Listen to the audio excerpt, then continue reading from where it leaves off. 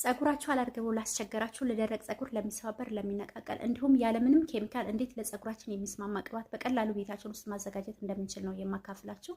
የተጠቀምኩትን የሁሉንም ስም በጽሁፍ አስቀምጬላችኋለሁ ማለት ነው። እጅግ በጣም ትወዱታላችሁ። እኔ ነጣ ያለ ሽንኩርት ነው የተጠቀምኩት። ቀይ ሽንኩርት ብትጠቀሙት በጣም የተሻለ ነው ማለት ነው። በዚህ መልኩ ነው የምታደርጉት።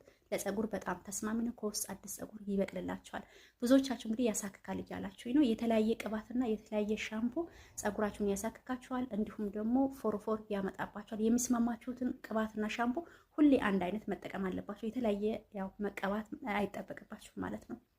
ሁሉንም በዚህ መልኩ ነው የምታደርጉት። እኔ በኮኮስ ነው የሰራሁት። በጥቁር አዝሙድ ወይንም በወይራ ዘይት ነው መስራት ያለባችሁ። እኔ ይሄኛውን ኮኮስ ነው የምጠቀመው፣ ሽታም የለውም። በዚህ መልኩ አድርጋችሁ እንግዲህ ለ3 ቀን ያክል ሞቅ ያለበት ቦታ ከርናችሁ ታቆዩታላችሁ። እጅግ በጣም ነው የምትወዱት ማለት ነው።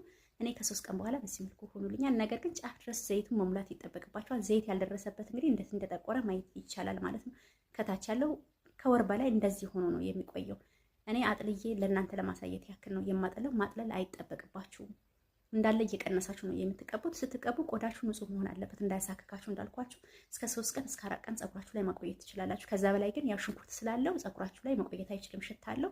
ነገር ግን ነጭ ሽንኩርትና ሽንኩርት ካላደረጋችሁበት እስከ ሳምንት ከዛ በላይም ጸጉራችሁ ላይ ማቆየት ትችላላችሁ።